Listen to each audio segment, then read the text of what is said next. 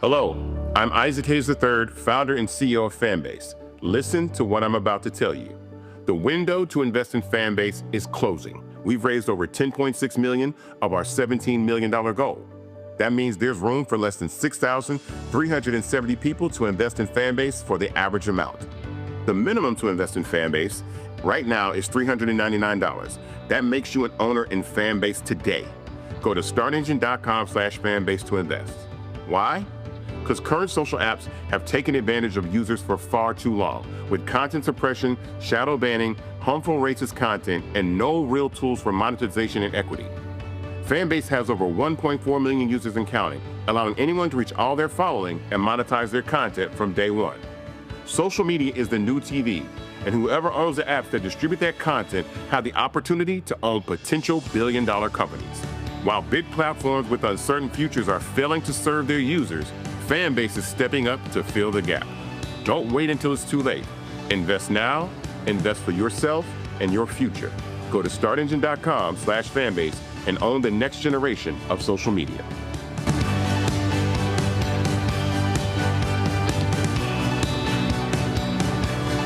Folks, Black Star Network is here. Oh, no punches! I'm real revolutionary right now. Support this man, Black Media. He makes sure that our stories are told. Thank you for being the voice of Black America, Roland. Stay black. I love y'all. All momentum we have now, we have to keep this going. The video looks phenomenal. See, there's a difference between Black Star Network and Black-owned media and something like CNN. You can't be Black-owned media and be scared. It's time to be smart. Bring your eyeballs home. You dig?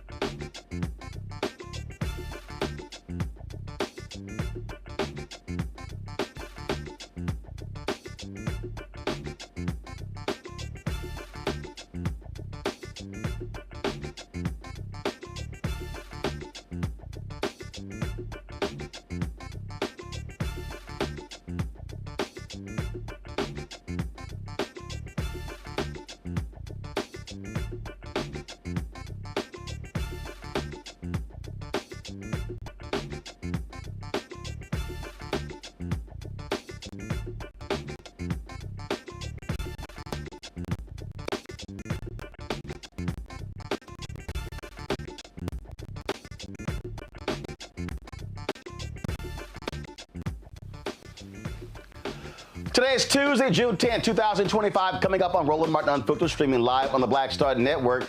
It's going to cost $134 million to send the military to Los Angeles to deal with the unrest there. It shows you how literally stupid this idea is. In Florida, a black sheriff says, "It ain't my job to deal with illegal immigrants." We'll show you what he had to say about that. Plus, a new study by the Brennan Center for Justice says that Texas's 2021 voting law is making it significantly harder for black and brown folks to vote by mail. We'll talk to an expert about that. In North Carolina, St. Augustine's University has been slapped with a $20 million default judgment, and now they're having to lay off staff. More drama for that particular HBCU. Plus, in tonight's marketplace, we'll spotlight Cologne Butter, a skincare company that offers butters infused with cologne and perfume. Also, David Oyelowo has a new series on Apple TV+. Plus, we'll show you my conversation with him, where we also talk about his streaming service, Mansa. It's time to bring the funk on Roland Martin Unfiltered on the Black Star Network. Let's go. He's got it. Whatever the miss, he's on it. Whatever it is, he's got the scoop, the fact, the find. And when it breaks, he's right on time and it's rolling. Best believe he's knowing. Putting it down from sports to news to politics. With entertainment just for kicks, he's rolling. It's on go, roll, roll, y'all. It's Roland Martin, rolling with Roland now. He's funky, he's fresh, he's real, the best, you know he's Roland Martin now.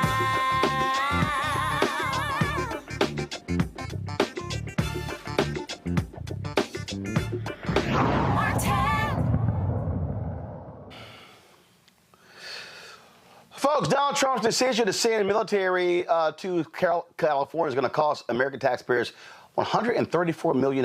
It is grossly unnecessary. It's a waste of money, but he's also spending about $100 million on his stupid parade, military parade. That's really about celebrating his birthday. It is not about celebrating 250 years of the United States Army. Now, there's a battle that continues to heat up between Governor Gavin Newsom, Attorney General Rob Bonta, and that fool sitting at 1600 Pennsylvania Avenue. First and foremost, Trump lied. He claims that he called the governor of California, couldn't get him on the phone. Nope. Newsom literally posted a screenshot of his caller ID on social media that shows that he is absolute lying. This is an unconstitutional move that he is making. Now, Governor Newsom has filed an emergency lawsuit against the Trump administration, arguing that the Trump attacks on California is a problem when it comes to states' rights. Yeah, that's real. So here is some discussion. Well, first of all, here is what this fool Pete Hegseth, of course, the Defense Secretary, told Congress today about this $134 million in troops now going to California. Mr. Secretary, I want to express my severe concern with the deployment of the National Guard in Los Angeles without consultation of the state of California. There have been photographs that have shown these troops sleeping on the floor and have not been provided fuel, food, or water by DOD. How long will this deployment last, and why were we unprepared to provide them basic necessities such as food and water? The commanders and troops on the field are very well prepared, sir. They responded incredibly rapidly to a deteriorating situation with equipment and capabilities. We have made sure from the top down, as a Secretary of Defense who's been in a unit holding riot shields outside the White House during the chaos of the summer of 2020. I know what it's like to be immediately deployed into a situation like that. There are moments where you make do as best you can temporarily, but we are ensuring they're housed, fed, water capabilities in real time from my office, because I care that much about the California Guard and the Marines and the men and women who are supporting our ICE agents on the ground. You should check it's with your true office. Every day, and that's a disingenuous attack that misrepresents how much we care about our troops and what they're doing to defend ICE agents. I'm not going to take the fact that we don't care about the troops. Nobody cares more about the troops at the top than this Secretary and the Chairman and our department. How long will the deployment last? We stated very publicly that it's 60 days.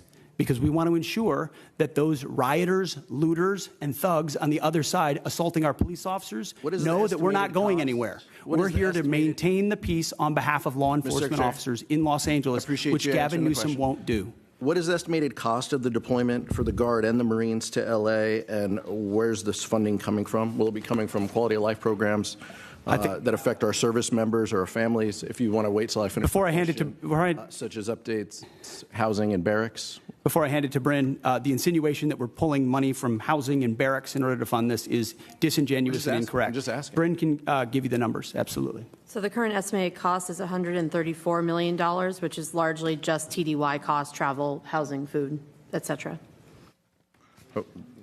Where's it coming from? That's the cost, but where's it coming from? Out of their O&M accounts. With the most recent deployment of the Marines, Mr. Secretary, what's the justification for using the military for civilian law enforcement purposes in L.A.? Why are you sending war fighters to cities to interact with civilians? Every American citizen deserves to live in a community that's safe, and ICE agents need to be able to do their job. They're being attacked for doing their job, which is deporting illegal criminals. That should happen in any city, Minneapolis or Los Angeles. And if they're attacked, that's lawless, and President Trump believes in law and order. So he has every authority, and he has done mobilizing National Guard or active duty troops under U.S. code to protect federal agents in their job, which is exactly what we're doing, and we're proud to do it. We're proud to do it. 10 U.S.C. of the U.S. Code 12406 as a legal basis that the President used cites 3 examples and circumstances for the Guard: invasion by a foreign nation, rebellion or dangerous rebellion against the authority of the government of the United States, or the President is unable with regular forces to execute the laws of the United States. Which authority is triggered here to justify the use? I don't know. You just read it yourself, and people can listen themselves, but it sounds like all 3 to me. If you've got millions of illegals and you don't know where they're coming from, they're waving flags from foreign countries and assaulting police officers and law enforcement officers, that's the problem. The laws of the United States? No, the governor of California is unable to execute the laws of the United States. The President, you said all 3 apply. The governor of California has failed to protect his people, along with the mayor of Los Angeles, and so President Trump has said he will protect our agents, and our Guard and Marines are proud to do it. The law also says, Mr. Secretary, that the orders for these purposes shall be issued through governors of the states. You and I both know that President Trump has all the authorities necessary, and thankfully he's willing to do it on behalf of the citizens of Los Angeles, on behalf of our ICE agents, and behalf of our country. We've also pulled $1 billion for the border as well. So this just goes into the same fund, 134. What did Congressman, what's the 134 million? I was asking Ms. McDonald. Okay. 134 million goes on top of the billion that's been pulled for the border. So the funding that was pulled for this year was largely in FSRM, and in this budget, we're actually looking to plus that funding back up to backfill that for our troops and for their families. Thank you. Thank you, Mr. Well, you see the sheer arrogance of this idiot Pete Hegseth. Now, to understand where we are, folks in Los Angeles say that the presence of the military plus these ICE agents is making it very difficult to quell the protests that are taking there. They also say, warning that the presence of a visible presence of federal troops is inflaming the tensions there in Los Angeles. Now, U.S. District Judge Charles Breyer will decide whether to halt the deployment of the troops in in the coming days due to this particular lawsuit. So lots of drama going on. Let's go to our panel. Dr. Mustafa Santiago Ali, former senior advisor for environmental justice at the EPA, joins us out of D.C. Dr. Larry Walker, associate professor, University of Central Florida, out of Orlando.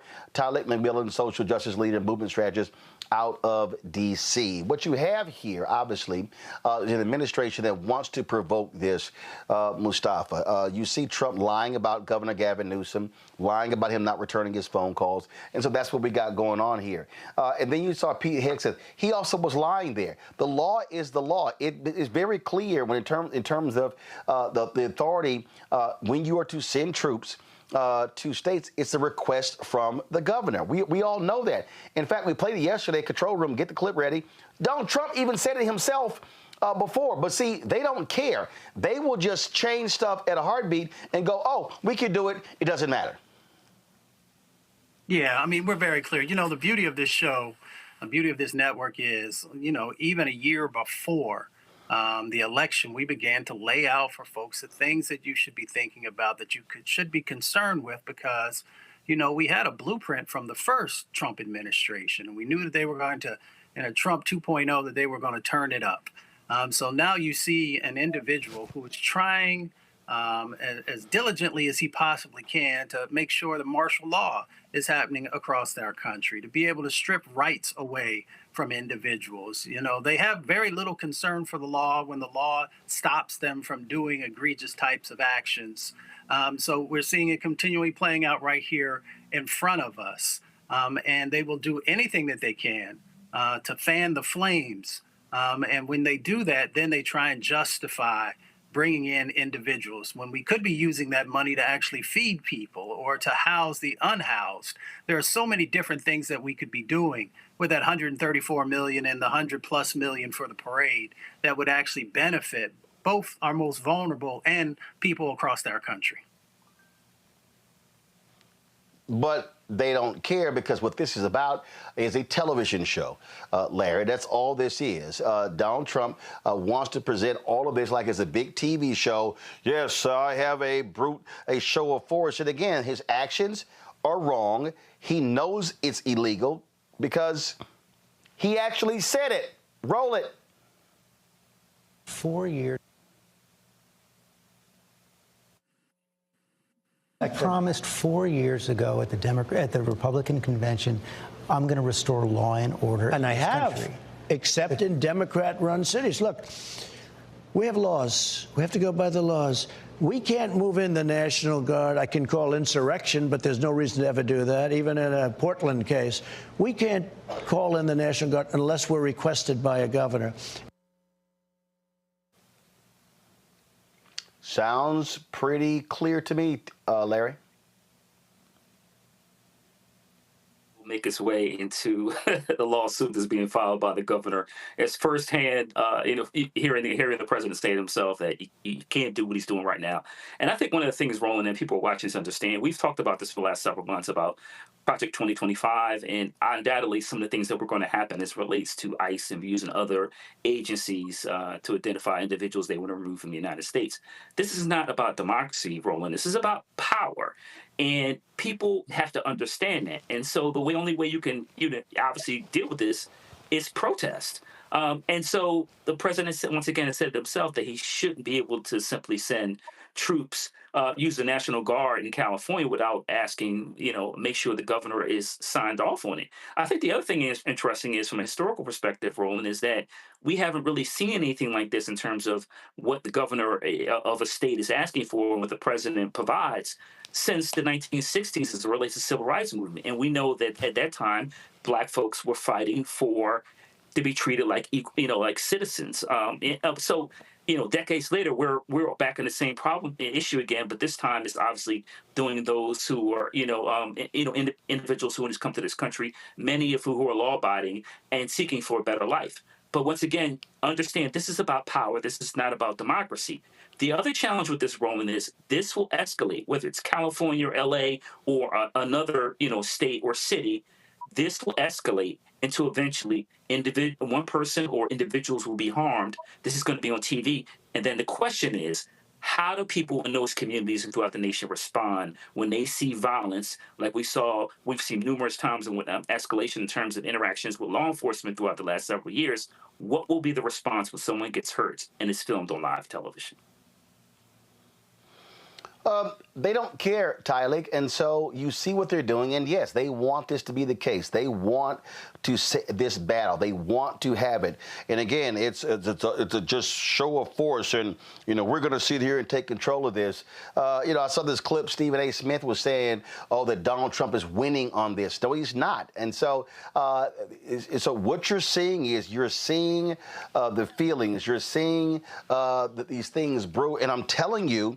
This is the moment where I believe fundamentally you've got to have people who recognize that they have to stand up. They must fight. They must do battle. They must recognize that these thugs are going to continue doing this. And if the American people do not fight back, then they are going to continue. Absolutely, Roland. And I think, history tells us this, that silence in the face of tyranny is complacency. But protest, especially protest that is rooted in love, is the heartbeat of our democracy. And it's the heartbeat of who we are as people standing up to bigots and tyrants. And I think, it's a simple fact. It's a powerful demand that protesters are echoing across the world to stop criminalizing families, to stop caging our children, to stop using tax dollars to terrorize immigrant communities, because what we see here is not a mirror of strength, but it's a mirror of tyranny, and it's not law and order, but it's really lawlessness cloaked in a badge. And I want to be very clear on this, that this is just not about immigration policy. It's more about the right to dissent. It's about the right to gather, the right to raise our voices, the right to speak up, and without being brutalized or terrorized or labeled a domestic terrorist. I believe the First Amendment was not written for us to be comfortable, but it was written for us to protect the very uncomfortable truths to the ones that are in power. And I think, as you said before, now is the time not to be dismayed or to be comfortable or complacent, but now is the time to speak up and stand 10 toes down on what we believe in, standing up to a bigot and tyranny. And I hope people really understand what is going on here. I'm going to read for you, Mustafa. This is a comment. This was a very interesting comment here. So Christopher Rufo, who is the leader against CRT and woke and DI, all those different things. This is literally what he wrote on his Substack. And if you want to understand how demented these people are and really what their goal is, they still are mad. And I keep telling people, they still are angry and mad with what took place during the Black Lives Matter protests. This is what he wrote. At the same time, as we saw demonstrated in Portland, Oregon, during the George Floyd, he calls them riots, the agencies should dispatch unmarked vans to follow key agitators and snatch them from the streets while the media are not looking. The most effective riot control is to, I need everybody listening to me right now. This is Christopher Rufo. Conservatives love him. Ron DeSantis loves him. The most effective riot control is to take movement leaders off the field, infiltrate their networks, disrupt the flow of funding, and roll them up in federal investigations. Denying the left trained protest leaders now will create a strong precedent for the rest of the president's term. Christopher Rufo is calling for COINTELPRO 2.0. Well, they took their lessons from J. Edgar Hoover and the things that they did in relationship to the civil rights movement and the AIM movement, the Chicano movement, all these movements. So, now we're, 70 years past that, and they continue to understand that there is power in unity, that there is power Also, in us realizing that we don't have to have these types of egregious behaviors going on. Dr. King once said that a riot is the language of the unheard. And that's exactly what we see playing out. So they want to silence your voice. They want to make sure also that, they have the power to control voting, housing, transportation, all the things that are connected to resources. They want to make sure that they can strip those away. So if individuals can't speak out and talk about the disparate impacts that are happening, then they win. Now, that's why, and I've had these conversations with brothers and sisters over the last couple of days, that we have to be very conscious, right? I hear people saying, well, we don't need to get involved. And I remembered of that poem that says, first they came for the Jews, right? And that I did not speak out because I was not a Jew. And then they came for the communists and I didn't speak out because I wasn't a communist. And then they came for the trade unionists and I did not speak out because I was not a trade unionist. You can go all the way down all these types of things that we currently have going on in our country and place those in. I wasn't black, so I didn't say anything. I wasn't an LGBTQ member, so I didn't say anything. I wasn't X, Y, or Z. So we have to understand this game that is being played, right? And the game has been well thought out. They have learned lessons from the past, and they understand how to strip your rights away. And that's what they are trying to play out right here on your screen. They said that the revolution will not be televised. Well, we're seeing right before our eyes how mothers are being taken from their children, and how grandmothers are being caught up in this, and so many other folks. So yes, I understand that we have to take care of our community. I completely understand that. But we also have some responsibility to make sure that we're also living up to what Malcolm said. Malcolm once said, wrong is wrong no matter who does it or says it.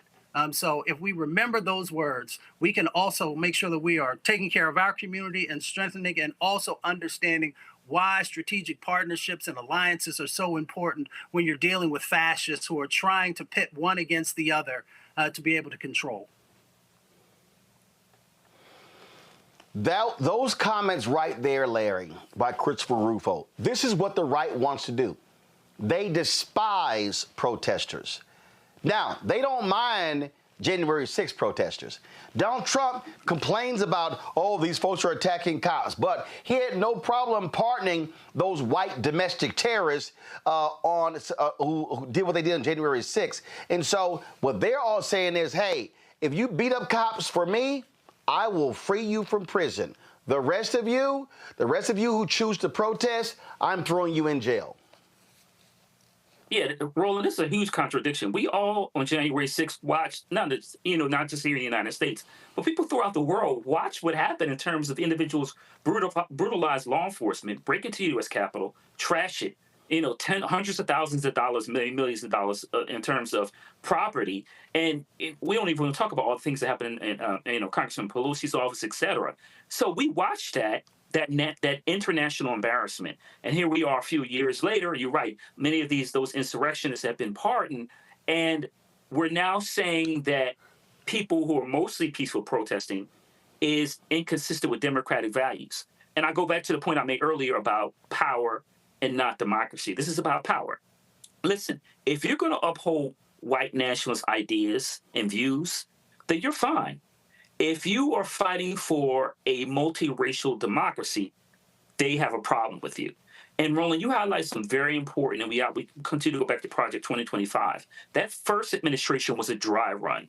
They have now fine-tuned every step they need to take to make sure they undermine democracy. That's why we see more and more, conversations about individuals being grabbed in jurisdictions throughout the United States. Never hear from them again. People don't know where their family members are. This will continue to escalate until they continue, and they'll continue to grab people off the streets, black box them. You won't ever hear from individuals again. And once again, you'll find out that in El Salvador, they try to send some people to South Sudan and various other parts of the world. That is not democracy. We don't have due process. We also have to remember you have to abide by the U.S. Constitution, and individuals have the right to protest. So if we don't continue to keep our eyes on the prize, once again, we will find more and more of our individuals that we care about, those who are protesting to fight, to make sure we maintain our democracy. Those individuals, once again, will be grabbed up and dropped into a black box. Well, we see exactly what's going on here. And I'm going to tell you point blank, Tyler, people need to understand they want to do this all across the country. Folks should gird themselves for more of this. Yeah, absolutely. This is a moment that I think we must decide whether we stand on the sidelines and let freedom be redefined by fear. I think, from the Garvey movement to the Haitian Revolution to Angela Davis, and as you mentioned, Black Lives Matter and Dream Defenders, our freedoms have always understood that liberation is the goal. And even as I'm seeing these ICE raids, I'm thinking, they mirror slave catching patrols, storming homes and separating families. And detention centers are looking like modern day plantations. And we're seeing, mass deportations that's happening. And I think it's just a reflective that history repeats itself. And we must really decide which side of history we stand on. And I always say, all the time, people always say, well, in the 60s, I would have did this. But now history is at our doorstep. And we must decide which side of history we will stand on and what would the history books say about us in this moment in time. Folks, hold tight 1 second. We come back. A black sheriff in Florida has made it clear where he stands, and we'll tell you exactly what he had to say next, right here on Roland Martin Unfiltered on the Black Star Network.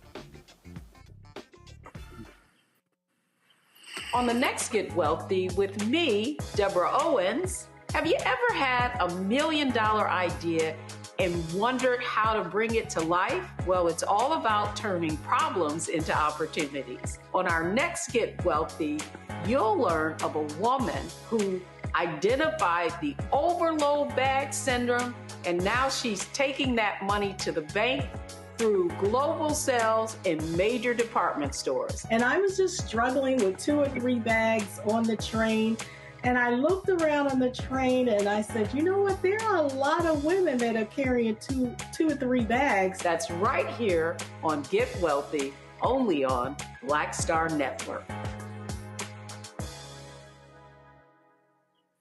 This is Essence Atkins. What's the love king of R&B, Raheem Devon? It's me, Sherry Shepard, and you know what you watch. You're watching Roland Martin Unfiltered.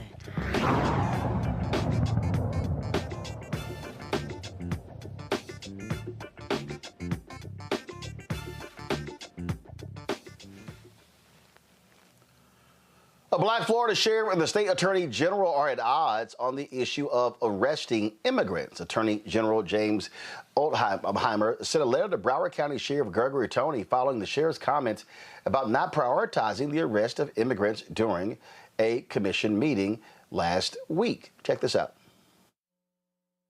Some of the things that other sheriffs in this state has participated in increasing availability of manpower to execute some of these responsibilities that fall under immigrations, we are not. There has been a submittal of requests. The governor wanted to see all sheriffs participate in this one program, 287G, which was related to the inmate processing components, and we've always been in compliance with that. Then there was a pivot point to have deputies participate in 287G task force, whereas now it's the law enforcement apparatus that is out in the field and increasing the operational tempo for customs, meaning 20 deputies are assigned, let's say in Sarasota, to this particular task force. And those deputies are now basically operating under the will, or so, the partnership of immigration.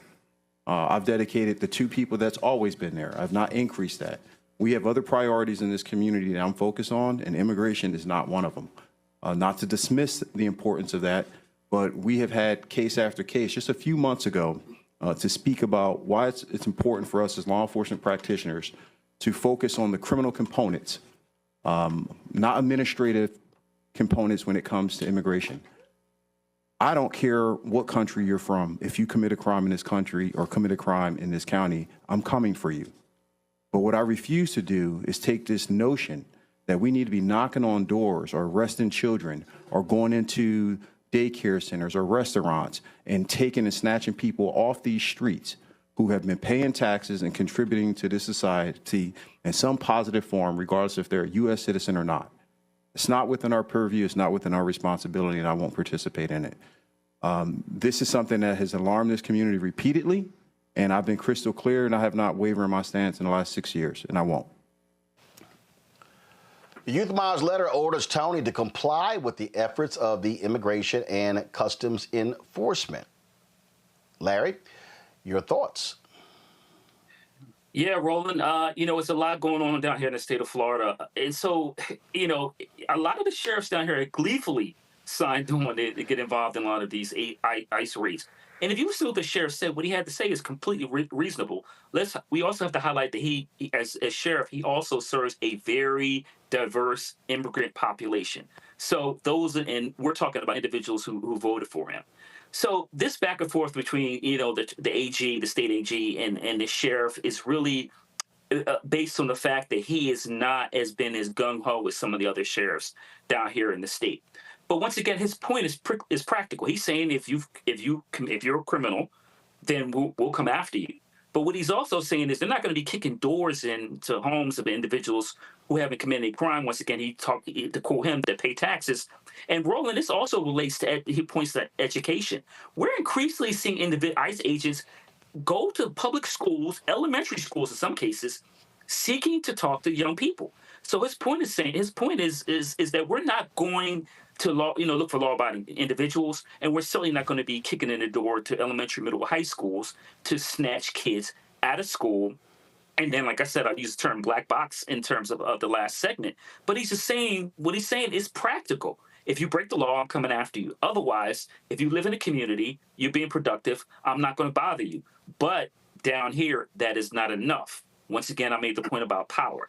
They want a far more, stronger commitment from sheriffs throughout the state to make sure that if you're a child or a woman who has, taken care of small children or a father, that they don't care. If they grab you, that's it. They'll send you to Louisiana or some far country. But the bottom line is what the sheriff said is it's not radical, but in the state of Florida, it is.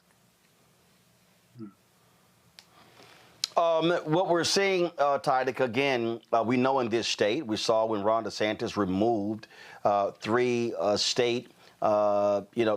DAs, if you will, because they said of what they were not going to prosecute. This is what these folks do.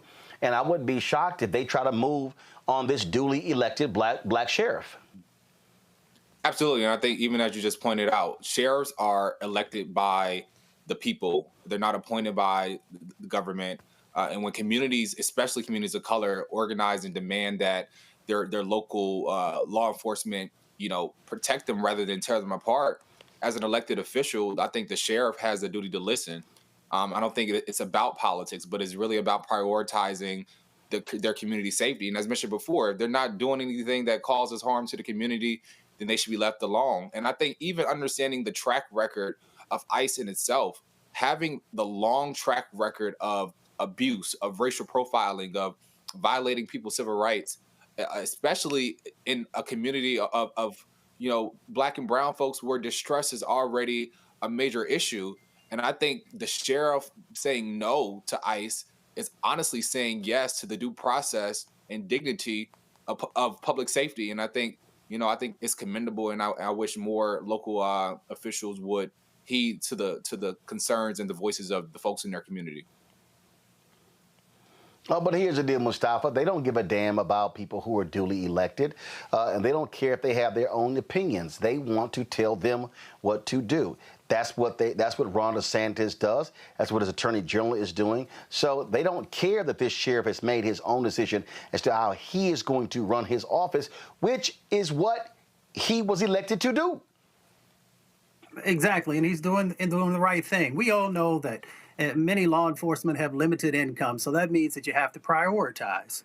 So then you should take a look and ask the question, where is the crime happening, so that we can deploy the needed individuals to be able to address that. So there are numerous studies that are out there that show that folks who are undocumented do significantly less crime than those who are documented or those who are citizens here in this country. So based upon that premise, which is rooted in fact, then Ron DeSantis should be great. Should be very, very thankful that you have a sheriff who's willing to stand up and say, wherever crime is, I'm going to deal with it, but I'm not going to take resources away from the areas that I'm trying to serve and protect. Indeed, indeed. All right, folks, let's talk about the craziness out of D.C. Anti-vaccine advocate, Health Secretary Robert F. Kennedy Jr. has fired all 17 members of the Federal Advisory Committee that guides the Centers for Disease Control and Prevention on immunization practices. Kennedy justified the move by accusing the committee of being, quote, plagued with persistent conflicts of interest, unquote, and claimed it had become little more than a rubber stamp for any vaccine. The panel, known as the CDC's Advisory Committee on Immunization Practices, is responsible for reviewing, evaluating, and making public recommendations on vaccination protocols. ACIP was scheduled to meet later this month to evaluate this year's COVID-19 vaccines, but we won't know what happens next because he's fired them. This is absolutely par for the course. They don't care about experts. Kennedy thinks he is one. He absolutely is not one. He is not a doctor. He is not a scientist. He's a conspiracy theorist, Tyler.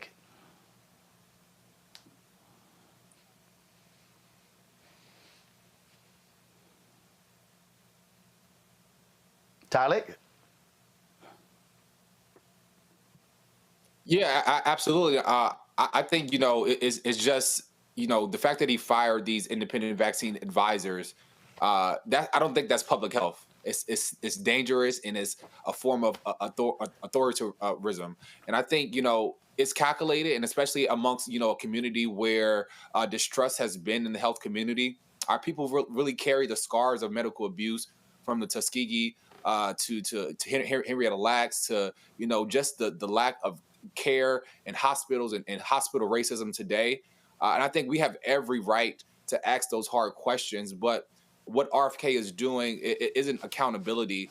It's really sabotage, and it's on the backs of Black and brown folks that, while our system is flawed, it's meant to still center science, data, and public health. And what he has done is really thrown away the science.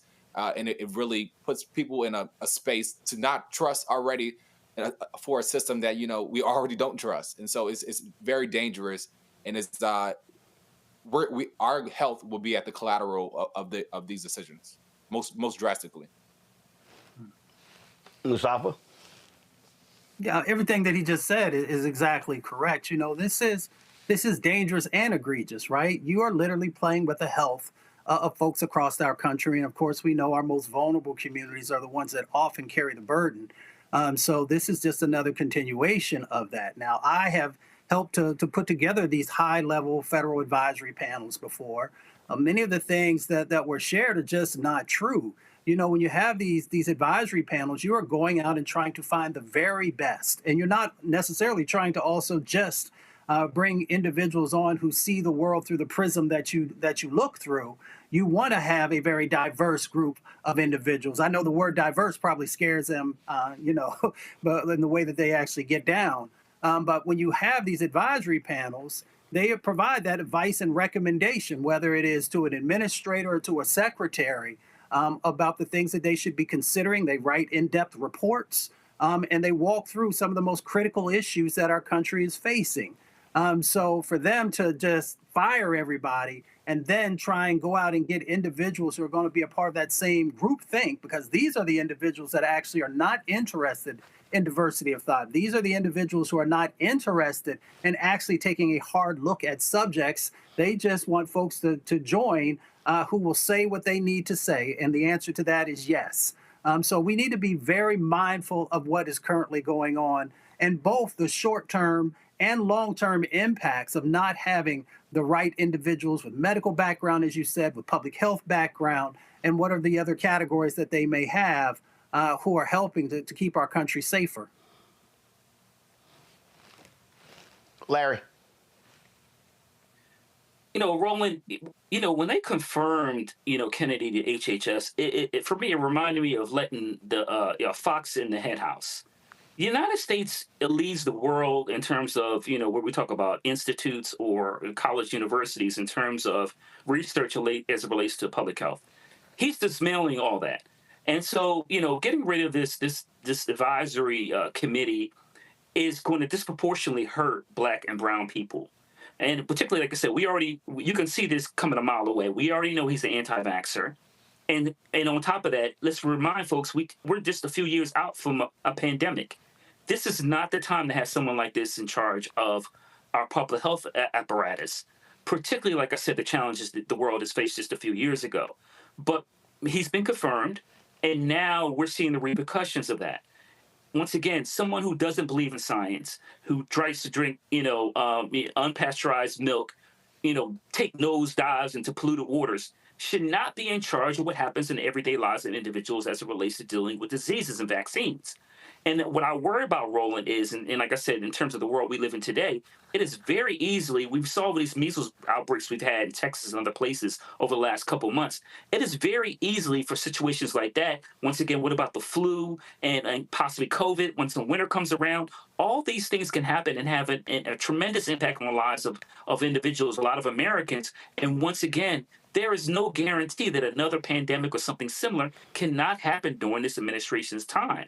So having Kennedy in charge, and once again, he's trying to dismantle all the scientific knowledge that's been built over decades, is going to be challenging for this country, and it's going to contribute to problems not just for this generation, but generations ahead in the future. All right, folks, hold tight 1 second. I got to go to break. We come back more on the show. We'll talk about the drama, the troubles at St. Augustine's University.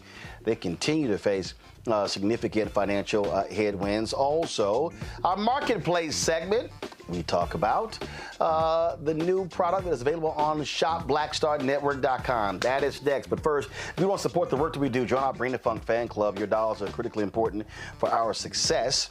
Of course, you're watching one of the top 100 podcasts on YouTube's weekly chart. We started out 78, now moved to 67. Then, of course, guess what? Then 67.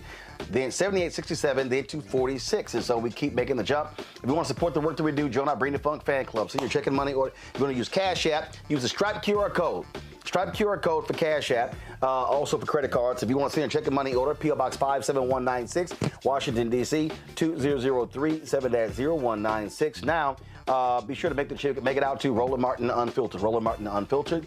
PayPal's R Martin Unfiltered. Venmo RM Unfiltered. Zelle Roland at RolandSMartin.com. Roland at RolandMartinUnfiltered.com. We'll be right back.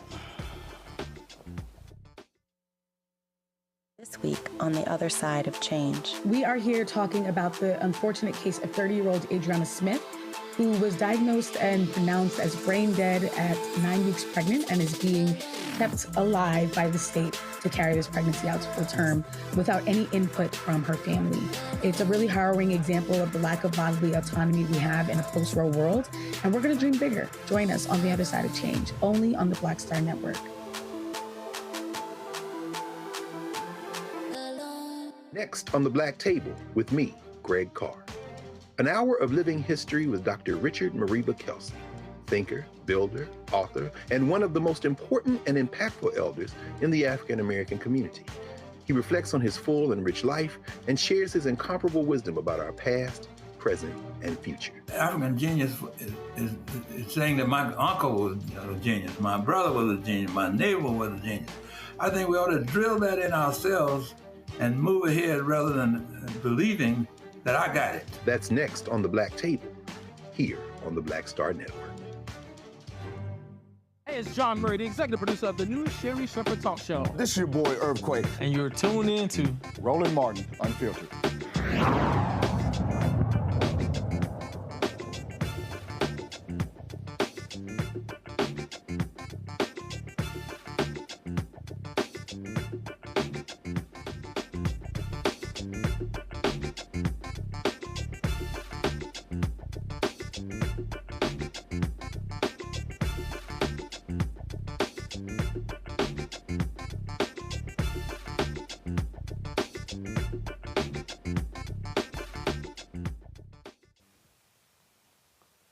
A new study shows Texas's 2021 voting law making it harder for Black and brown folks to vote, especially by mail. The law requiring an ID number to match precisely with your voter registration caused nearly 30,000 ballots to get tossed in the 2022 primaries, meaning almost 90% of those folks never got to vote at all. Many still have not returned to the ballot box.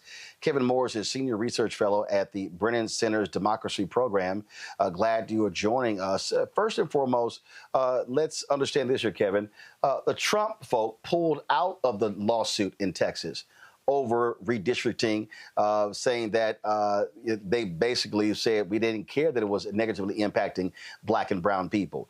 This is no shock here. This is the kind of stuff that Texas Republicans have been doing because Texas is a state that is 61% minority, yet 61% of the people that vote in Texas are white.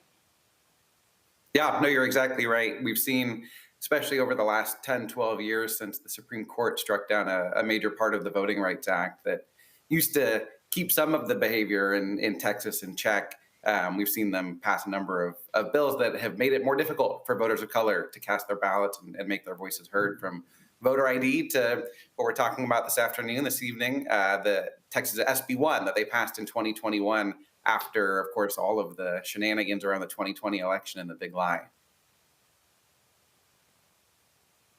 And remember, when those things were passed, they were angry that Donald Trump lost. He won Texas. He won Georgia.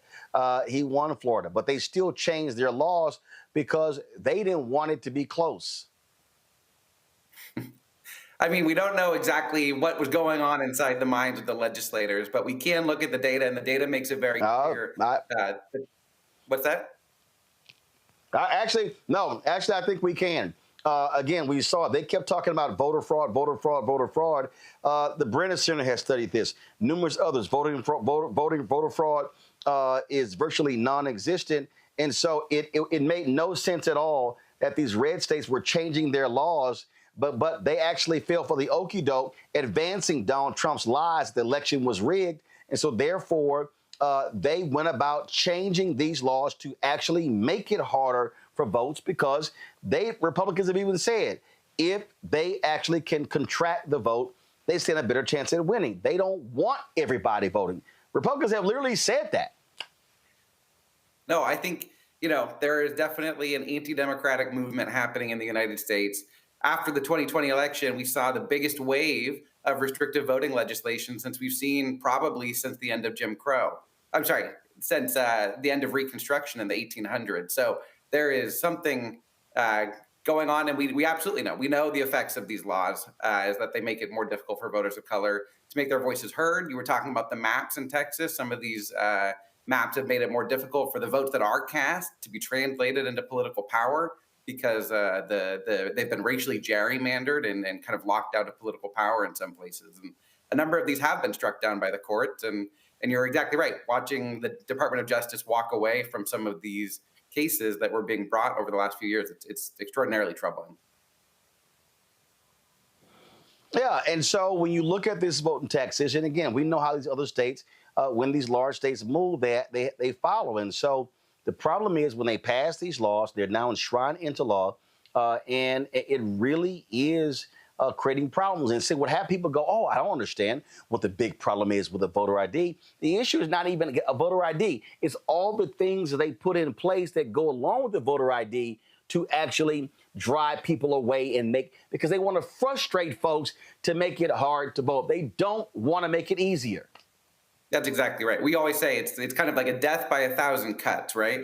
Because you can show up and you can have your ballot thrown out, was the case in Texas SB1 in one election. And what we find is that people don't come right back to the ballot box. They don't even necessarily try to vote. Some of them are going to walk away from the democratic process because they're going to say, I tried before. It didn't work very well. Why am I going to waste my time doing it again? So it's kind of understanding the life cycle of these restrictive voting policies and how they can shape behavior for years and years, even after maybe some voters have figured out how to make sure that their application to vote by mail or their mail ballot isn't going to get rejected. You're exactly right about that.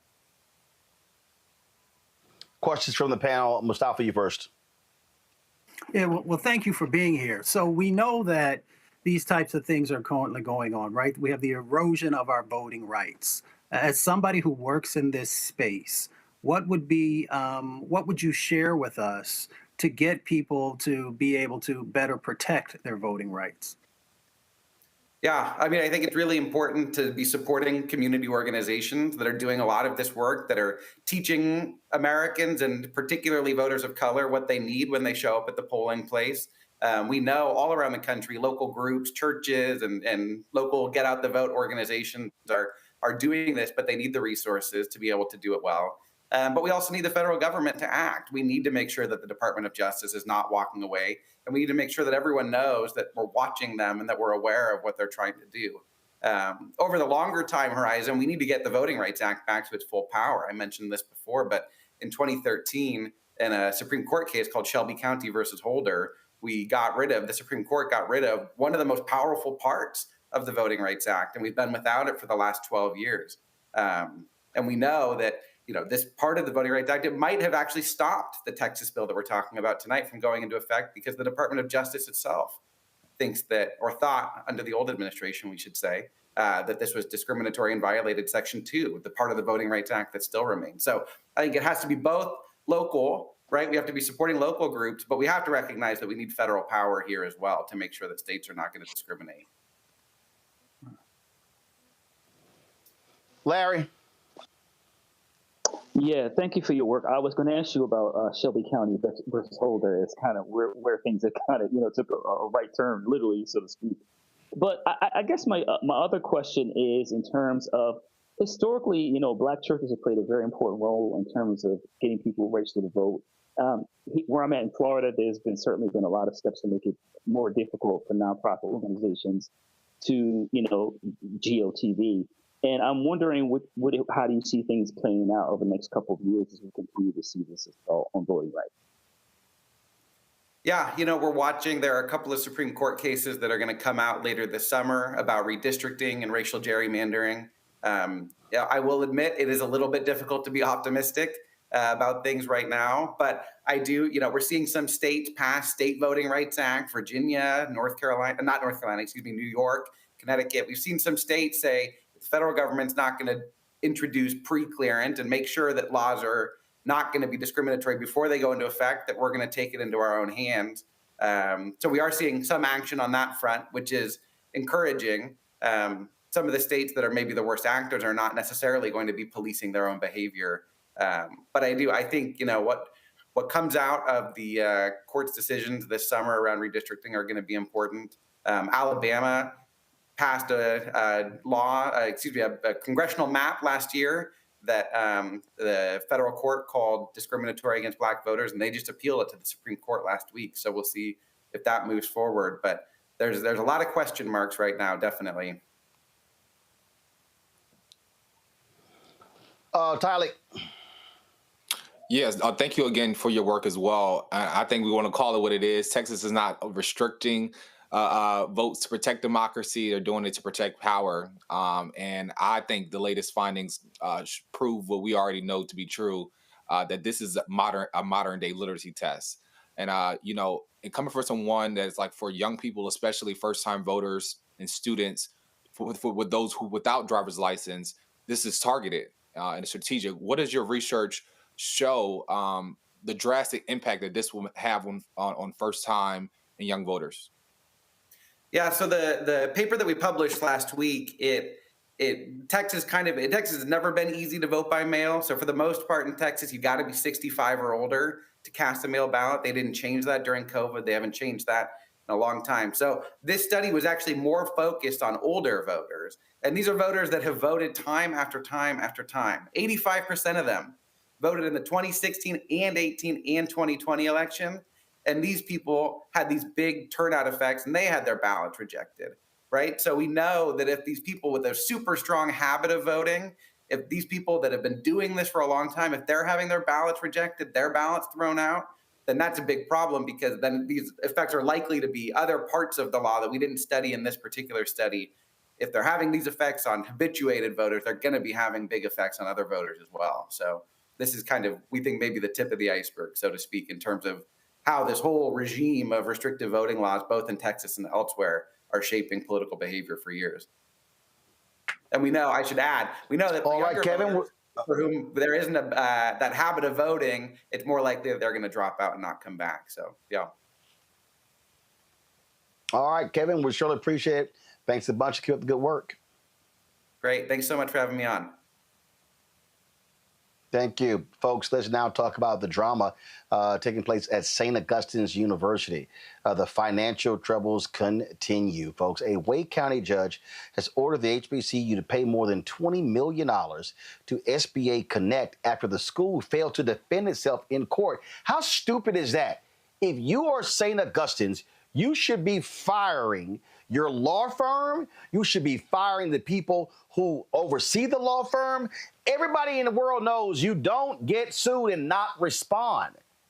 Now, this is on top of lawsuits from other vendors, such as Avaria and United Healthcare, seeking millions of dollars in unpaid bills. Alumni are furious, blaming years of mismanagement and poor board oversight. Enrollment has dropped significantly. Staff has been cut, and the university is still reeling from the loss of its accreditation in March. They are $32 million in debt. They have tax liens, failed rescue plans, pressures mounting ahead of a key arbitration hearing scheduled for June 26, and we're getting reports that SAU has laid off their remaining staff. As usual, we reach out to the university to get a comment, but our email went unanswered. We've been trying to get the interim president, Marcus Burgess, and the Board of Trustees chair, Brian Boulware, on this show since March. They have consistently declined every single invitation. Maybe they're not responding to our requests because they fired the communications people. I don't know. But this shows you the sheer catastrophe that is taking place at North Carolina University. And again, leadership should be ashamed of themselves for allowing this. You don't even respond to a lawsuit, and now you got to pony up $20 million. I swear, I get the sense there are some people who just want this university to absolutely die. I wonder if that's the plan. Board chair and others. I mean, it's just nonsensical what is happening. It's just really ridiculous, and it's a shame. It's a shame that we're having to watch this thing unfold and endure. Also, another story that came out today, Fisk University announced that they are ending their gymnastics program. Remember, they got lots of attention. It was being hailed as a major, major thing when Fisk announced the launch of their gymnastics team, becoming the first HBCU to have a gymnastics program. Well, the problem is that, first of all, Fisk University say at the conclusion of the 2025-2026 academic year, that's when they will end the program. They cite recruitment challenges, scheduling disadvantages. This is what the athletic director, Valencia Jordan, explained while the school was dropping the sport. Quote, the decision to halt the program comes after a comprehensive review of the gymnastics program and its alignment with the HBCU Athletic Conference. Now, the HBCU Athletic Conference is an NAIA school. Y'all, NAIA hasn't had gymnastics as a sport in, 30 plus years. Fisk Athletics competes in the HBCU AC. Currently, gymnastics is not an HBCU AC sanctioned sport, resulting in considerable challenges for the university to schedule competitions and build a robust recruiting pipeline. While we are tremendously proud of the history our gymnastics team has made in just 3 years, we look forward to focusing on our conference-affiliated teams to strengthen our impact in the HBCU Athletic Conference. Fisk is grateful for the hard work, dedication, and tenacity of its gymnasts, staff members, and coaches who made this program possible. The university is dedicated to supporting both staff and student athletes to ensure a seamless transition. Fisk's gymnastics team has forged an indelible legacy through their monumental achievements. The Fisk community is committed to celebrating the gymnastics team through the 2025-26 academic year and encourages alumni, student, staff, and community members to support the team at one of their meets prior to May 2026. Here's the thing, Larry. This just makes no sense to me. Listen, when Walter Kimbrough and our frat brother went down to Talladega, and when he was looking at all the financial mess there, one of the first things he did was drop a gymnastics program. He was like, this doesn't make any sense. Now, we know that gymnastics is not a revenue-generating sport like most sports, especially at HBCUs. But you don't just announce these things just for the hell of it. You got to have the resources to do it. And it made no sense to me to do this if you don't have the money to do it. Yeah, I remember, when Fisk announced a few years ago that they want to start the gymnastics program, and then as you highlighted, other HBCUs follow suit. I'm really sad, to hear that they're ending the program. You're right, Roland. It takes a lot of money and resources, travel to make sure they have a place to practice, et cetera. And, I know a lot of very proud Fisk alum who are, upset about this decision. But once again, this is a resource gap that HBCUs and PWIs, that's been going on for decades. We know the Fisk is a renowned academic institution, Jubilee Singers, among other, renowned alum and historical figures. So I think it's very difficult to have a gymnastics program, once again, for a small institution. Hopefully, down the line, once they've grown a little bit more, that they can maybe bring the gymnastics program back. But this is certainly a blow. And as you say, you talk about Talladega and some other institutions who tried to start a gymnastics program. Once again, it takes considerable resources. I know that if there's an important like Title IX to make sure you have gender equity in terms of sports. But once again, it's difficult for certain sports that don't generate a great deal of revenue, particularly for small institutions, to make sure that they continue to run for years. Well, I'm sorry, Mustafa. I mean, at the end of the day, listen, there are things that you can't afford. This is one of them. Don't launch programs that you're going to have to shut down. I'm sorry. Listen, when I was talking to people at St. Augustine's, you know what they told me? They said their financial issues were exacerbated when they brought the football team back. If you're St. Augustine's, you can't afford a football team, so stop it. Stop it. I mean, I hear what you're saying. First of all, thank you and congratulations to the sisters who are there with the gymnastics team. I'm a former athlete, college athlete. I had to make some decisions about what college I was going to go to, both on the academic side and the athletic side. And I looked at the sustainability of programs, to find out how long they've been there, what the resources look like, all those types of things. But it's really about, the folks who are making the decisions, whether from the president to the athletic director to all these individuals, about, are you serious about whatever program that you are starting, or the ones that you are thinking about phasing out, and what does that look like? So for me, Roland, I think the most important part is if you are going to create a program, you should have, a strategic plan over the next 5 to 10 years about how you're going to fund it, how are you going to attract the right athletes, how is it going to grow? And if you can't do that, then you probably shouldn't be entering into that space because you, as an administrator, have not done the work. And you're bringing in athletes and then their lives become disrupted because of decisions that other people have made. Yep, Tyler, that's just my whole deal. If you ain't got it, don't do it. And there's nothing wrong with that, because it's worse, I think, when you start something and now you got to shut it down and all these hopes. I mean, you didn't even complete, frankly, one class. And I just think it's so unfortunate. And again, when I was talking to Walter Kimbrough, there was a young woman who was a gymnast at Talladega. They simply could not afford it. She transferred to a major school. He said how great she was doing.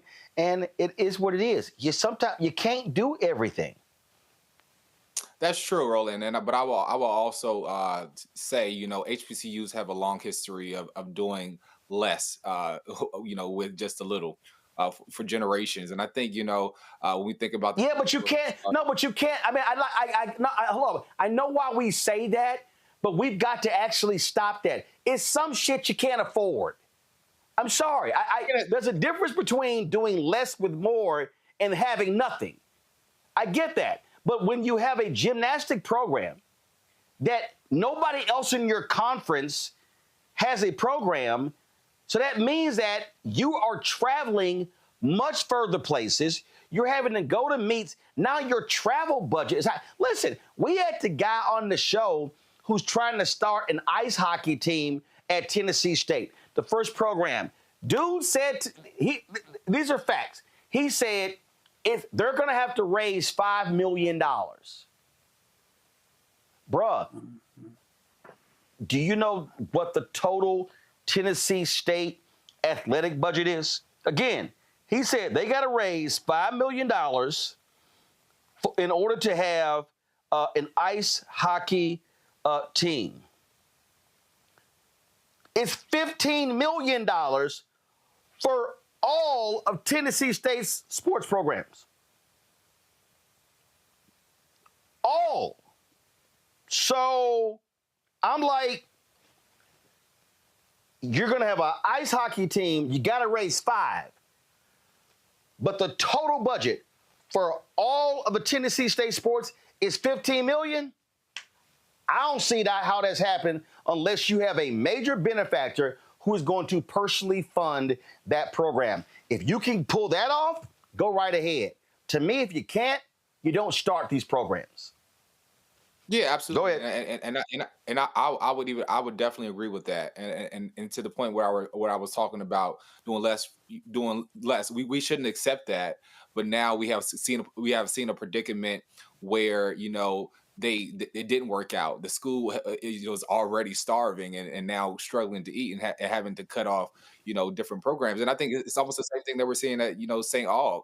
You know, it was already in a predicament, and now we're stuck in a struggle. This is a movie that we have seen before, but I think it goes back to the overall, you know, arching. As a proud graduate of North Carolina A&T myself, it's a broader conversation about how our HBCUs are continue to fall in certain situations, and it's for us to build that political infrastructure that funds our schools. Yep.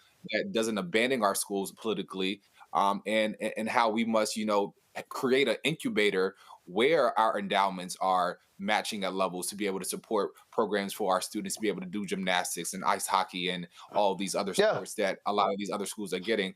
But, you know, we just have to put ourselves in position politically, financially, to do it. No, but actually they're not. Because a lot of the programs, they know what they also can and cannot afford. I'm just being straight up. It's just tomorrow. It's just sometimes you got to say, you know what? We can't afford that program, so we're not even going to launch it. Folks, hold tight 1 second. We come back. Time for our Shop Black Star Network Marketplace segment. You're watching Roland Martin Unfiltered on the Black Star Network. This week on the other side of change. We are here talking about the unfortunate case of 30-year-old Adriana Smith, who was diagnosed and pronounced as brain dead at 9 weeks pregnant and is being kept alive by the state to carry this pregnancy out to full term without any input from her family. It's a really harrowing example of the lack of bodily autonomy we have in a post-Roe world, and we're going to dream bigger. Join us on the other side of change, only on the Black Star Network.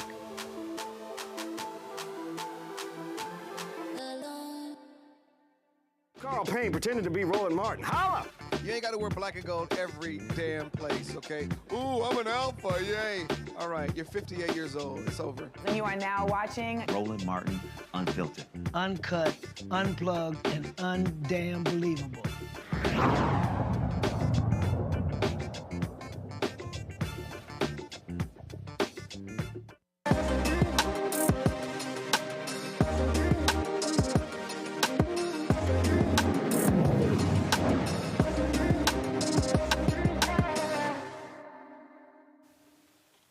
All right, folks, with Father's Day approaching, we have the perfect gift for the man who wants to take care of his skin and smell good at the same time. Cologne butter is a homemade infused body butter rich in nourishment using only wholesome organic ingredients sourced from around the world. Mike Snow is the founder. He joins us now from Calif. Mike, glad to have you here. So where did this idea originate from?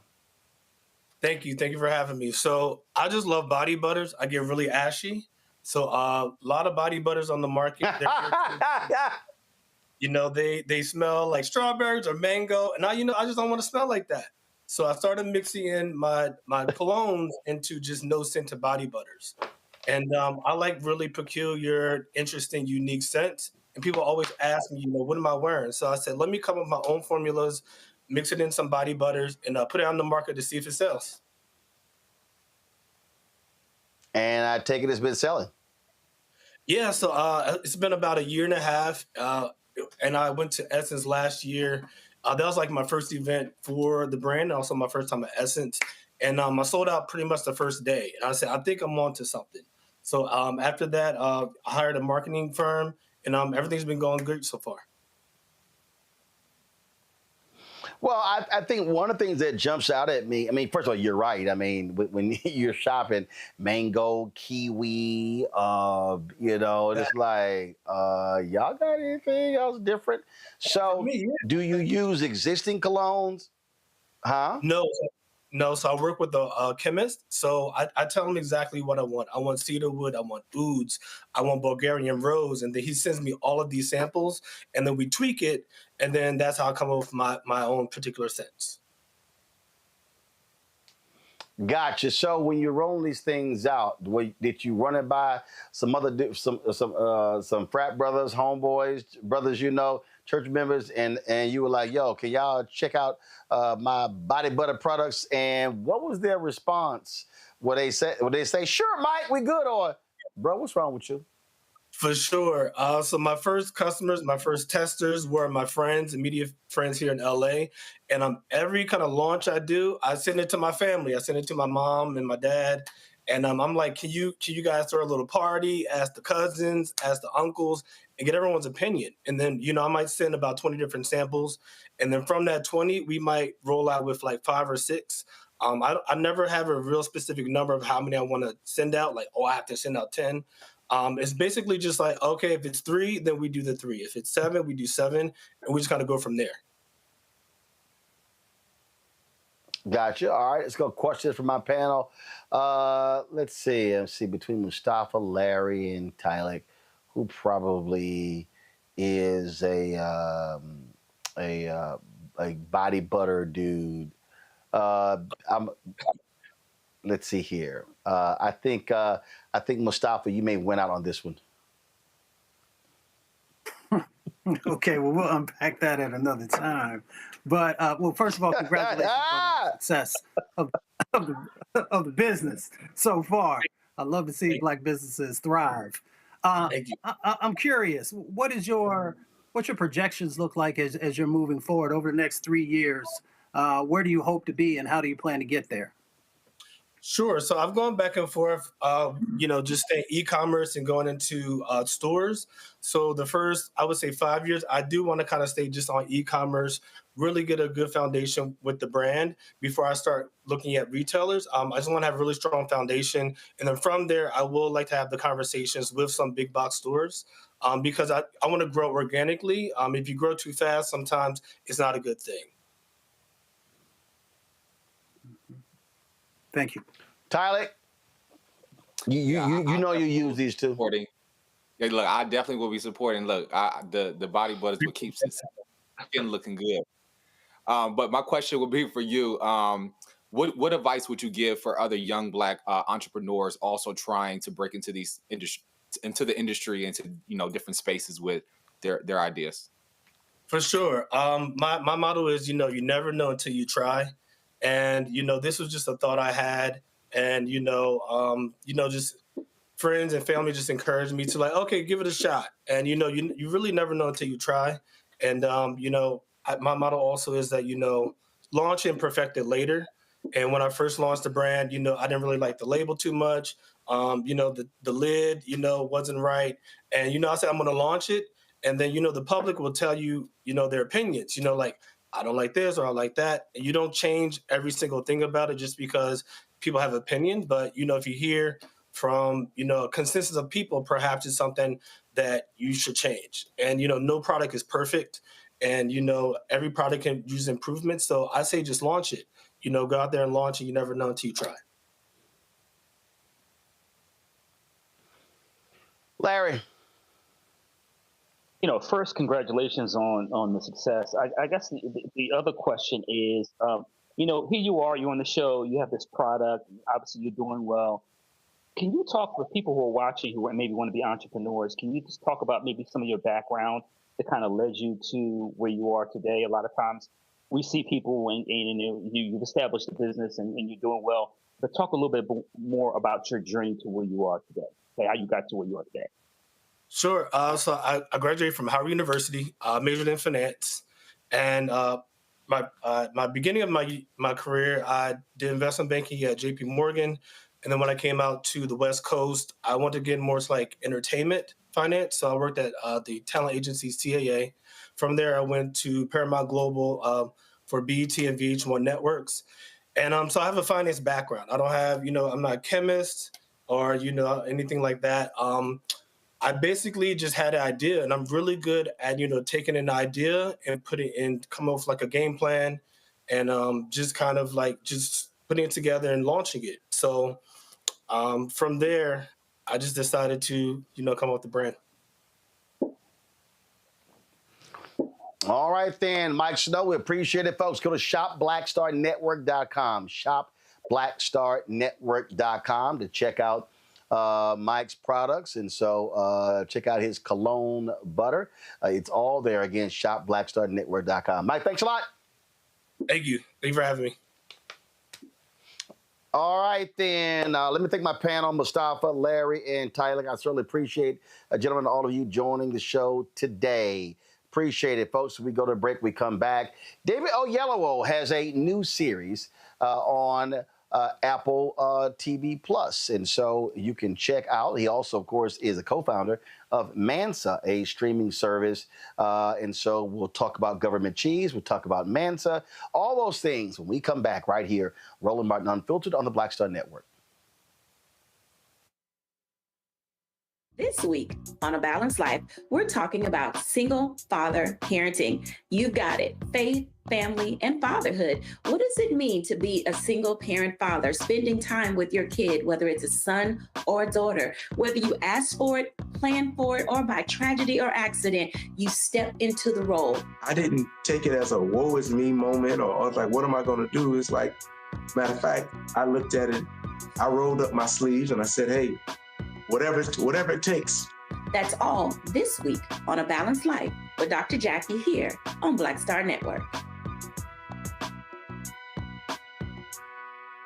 What's good, y'all? This is Doug E. Fresh, and you're watching my brother Roland Martin Unfiltered as we go a little something like this. Hit it. It's real.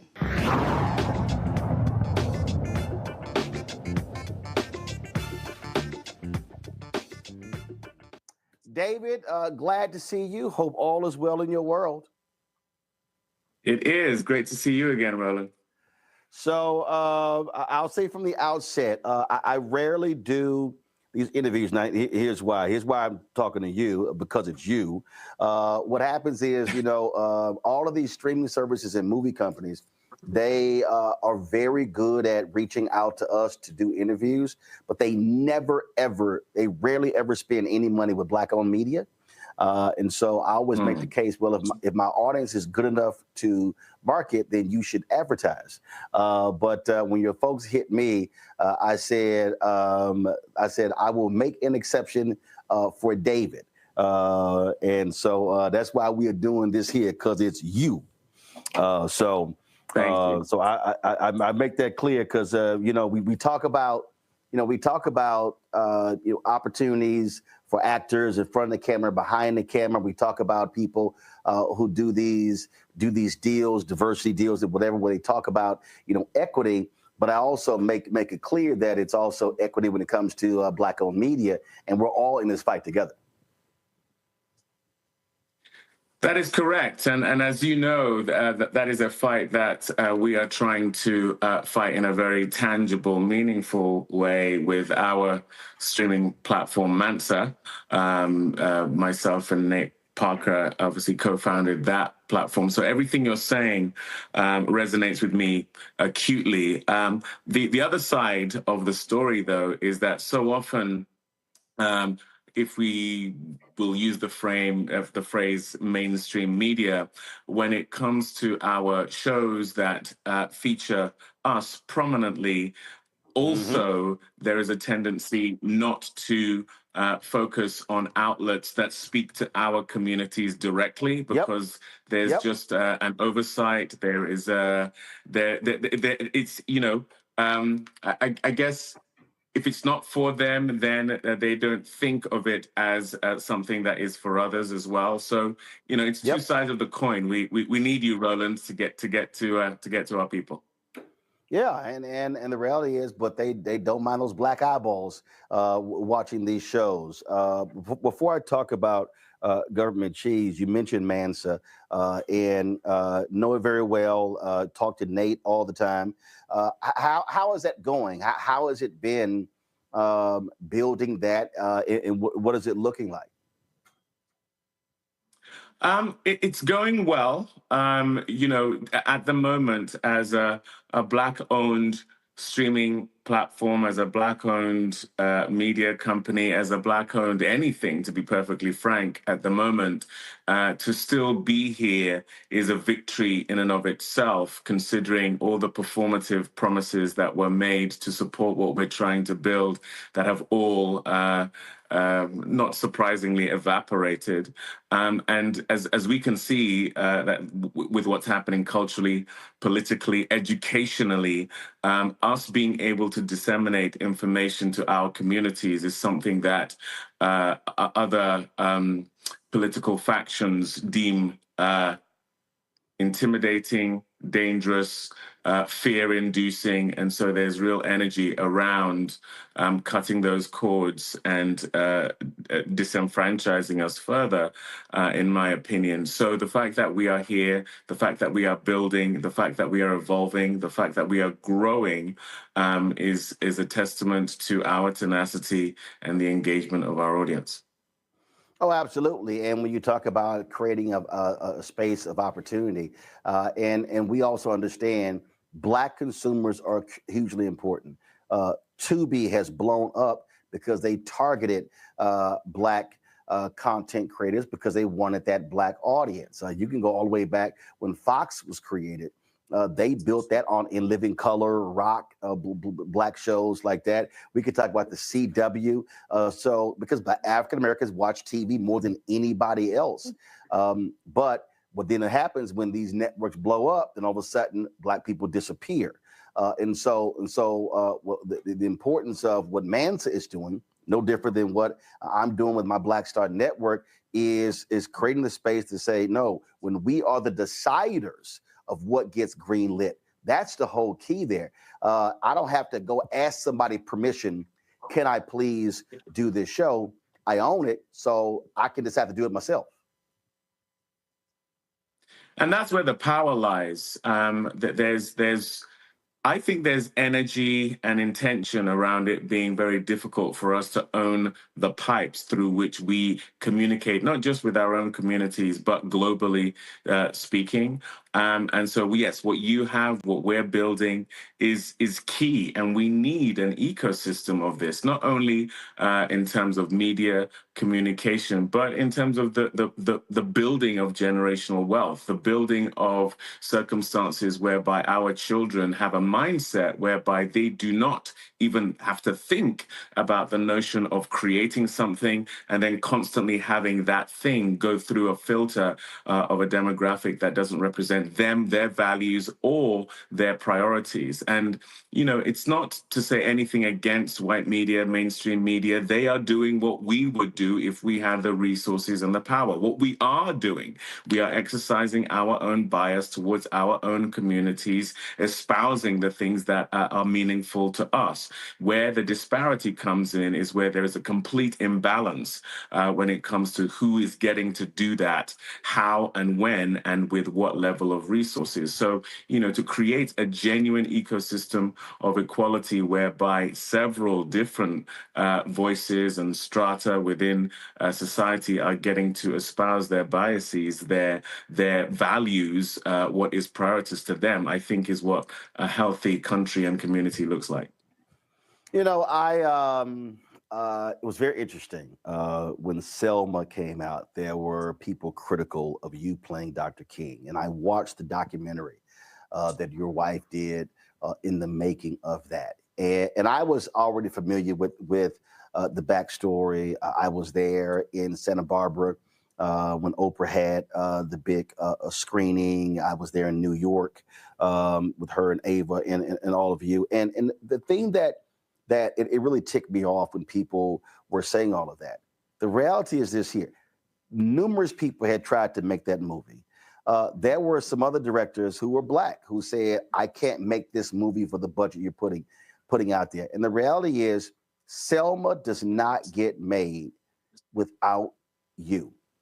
And you've made that clear as well. And I think people need to understand that. People need to understand that when an individual puts it all on the line, it's easy to sit here and Monday morning quarterback and say, there should have been an American actor who did this. Well, the reality is a Black American actor didn't actually make it happen. And I think people need to understand that reality. That's how Selma got made, because of, frankly, what you did in terms of just pushing and prodding and frankly, hitting folks over the side of the head. Well, I appreciate that, Roland. Yes, that's the reality of the situation. But I do also understand the frustration. There are so many people who came before me who couldn't get Selma made, who couldn't get Bass Reeves made, who couldn't get a show like Government Cheese made. There are a plethora of reasons why I think there is divinity around my ability to help get Selma made. I felt called to do it. It's the thing that gave me energy every day through those 7 years of trying to get it made. I'm not saying I'm special, but I did feel called to it, and thankfully it came to fruition. There are many others who are doing things that feel divine and that they are divinely called to do. I look at Ryan Coogler and what he's achieving in his collaborations with Michael B. Jordan. There are many who have come before who were not able to ascend to the level these brothers are enabled to do. Denzel Washington has talked endlessly about standing on the shoulders of Sidney Poitier. There are many of us who stand on the shoulders of those who have dug ground, planted seed that we are the beneficiaries of in terms of being part of the germination of that seed. So I'm very, very clear that it wasn't just me. I am standing on shoulders. I am the beneficiary of other people's hard work as well. But I think the conversation tends to end up with this fairly simplistic view as to who is being afforded the opportunities. I really urge people to look at the history of the marginalization of us as Black people. It is rooted in a divide and conquer mentality. It is rooted in plantation politics. It serves only those who are against us to have us infighting over not only the things that we are challenged by, but also our achievements. If we are scratching in the ground for scraps that are at times imagined as opposed to real, it doesn't give us the opportunity to see what is ours for the taking and how us coming together enables us to achieve those things that we feel like can be unattainable. This film doesn't get made without Ava, who I met because of the work she was already putting in. She had done a film that she had put $50,000 into, which led to her being able to do the film that I did with her, Middle of Nowhere, which is what gave me the juice to go to the production company, the finances, to say she should be the one to direct Selma. Of course, we know what Oprah Winfrey had been doing over the last 30 years. She was the one who brought myself and Ava the credibility to get Selma made. So it was that triumvirate of the three of us that helped get it made. It was not just me. It was not just a Black Brit, so to speak. There was a lot of African-American energy that went into that happening. And I think there is a beautiful example of how, despite the fact that divisions have been placed between us as Africans and African-Americans, when we come together, beautiful things can manifest, because that was always the design. This division between us was imposed upon us. If we now start taking ownership of it, we only play into their politics, their industrial complex of the destruction of us. If we don't recognize that, to circumvent that, we need to come together to create the things that we want to see. You mentioned Ryan Coogler, Michael B. Jordan, obviously Chadwick Boseman was a part of that before he became an ancestor. You, Nate Parker, what you just laid out. There's just the value of partnership. The value, we always talking about, man, if we could just get our folk together on the same page. I always say, well, listen, there's no such thing as a consensus meeting. The real consensus is if I can find one or two or three other people who say, hey, I'm down with it, let's go together, and what you and Nate are doing as well. And so as you move in front of the camera, behind the camera, on the business side as well, how valuable is that for you to understand connecting with like-minded people and saying, hey, we can do a lot more together than trying to do this thing in silos? It is the only way we are going to survive. Systems of oppression were designed to keep us apart. I go back to plantation politics. I go back to I go to colonization. The only way colonization can take root is if you're going into communities and societies, deconstructing them in order to make them weak, and then pretending like you are the one that has made them whole again. For us, you look at other communities where their dollar stays within the community long enough for them to build generational wealth. The only way that happens is they've made an intentional decision to come together and build something together. These systems of oppression have deliberately come in and created a historical, societal, communal acceptance of the fact that we are going to be crabs in a barrel. And that is just not going to work. So a lot of my energy is around bringing brothers specifically together, because I do think there's been an intentional effort to keep Black men apart. You only have to look at a time where it was literally illegal for three or more of us to be in a group on a sidewalk. There's a reason why that was deemed illegal, because they know there's power in it. So when we recognize that, coming together should be the thing that we are focused on, because, as I say, that's how we build. A lot of people ask me this question. They say, man, where do you get your boldness from? And I sort of laugh at that. You have not been afraid to call Hollywood out, to talk about, here we are 5 years after the murder of George Floyd, and we're seeing from the federal government with the twice impeached, criminally convicted felon in chief, trashing DEI, corporations, Hollywood, you name it. And you have not shied away from that. I'm sure others have said, David, listen, bro, things are going well for you. You don't have to bring those things up, but you are willing to say it. You talked about colonization, the niceties in the UK compared to the United States. I'll just ask, why be that bold as opposed to just take the roles, make your money, and keep it moving? I think I dropped out for a moment there. Can you ask that question again? Yeah, you've been quite bold and forthright in your criticism of Hollywood, performative actions. 5 years after the death of George Floyd, we have seen the massive attacks on DEI, woke. We've seen companies pull back, Hollywood pull back. We see the success of African Americans as leads, but you still have folks who say, we don't know it's going to work. Look what happened when Ryan Coogler's first weekend, and Variety and New York Times were questioning whether the movie was going to make its budget back. And you talked about colonization, how in the UK, the niceties there compared to the United States. Others will say, David, man, just make your money, sign these deals, and don't say nothing. Why is it so important for you to voice that and not shy away from